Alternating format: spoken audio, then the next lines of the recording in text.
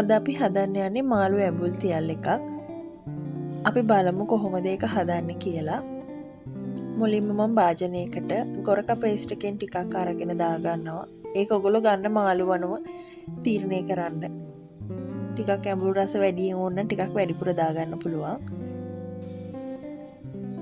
ඊළඟට ගම්මිරිස් කුඩු ටිකක් දාගන්නවා. මම ගම්මිරිස් කුඩු ටිකක් වැඩිපුර දාගන්නවා. මොකද මේකේ සැර ඕනි නිසා. මොකද වෙන්නේ මේකට මිරිස් කුඩුවත් අමු මිරිස්වත් අපි දාන්නේ නැති නිසා.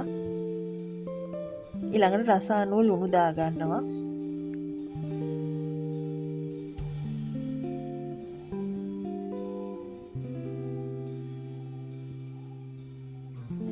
ඊළඟට අපි වතුර ටිකක් දාලා ටිකක් පුකු මිශ්‍රණයක් හදා ගන්න ඕනේ.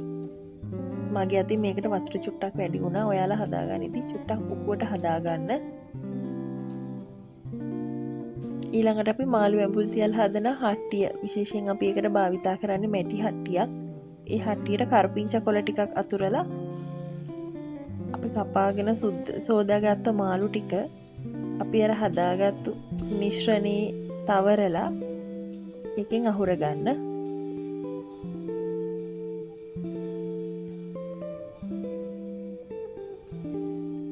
සාමාන්‍යයෙන් මේකට මම ගත්තේ කෙලවල්ලා මාළු. මේකට තලපත්, බල, ලින්න ඒ වගේ මාළු ගන්න පුළුවන්.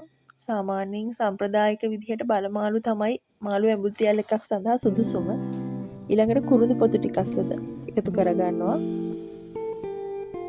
ඊළඟට අපි අර මිශ්‍රණය මේ මාළු එකට වක් කරගන්නවා.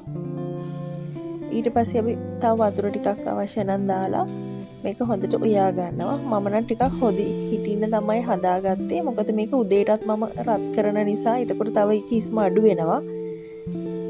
ඒක ඔයාලගේ කැමැත්ත අනුව අඩු වැඩි කරගන්න පුළුවන්. මේ තියෙන්නේ මං හදපු රසම රස මාළු ඇඹුල් තියල්. ඔයගොල්ලොත් හදලා බලලා අපිට කමෙන්ට් එකක් දාන්න. බොහොම ස්තුතියි මගේ channel එක නරඹුවාට.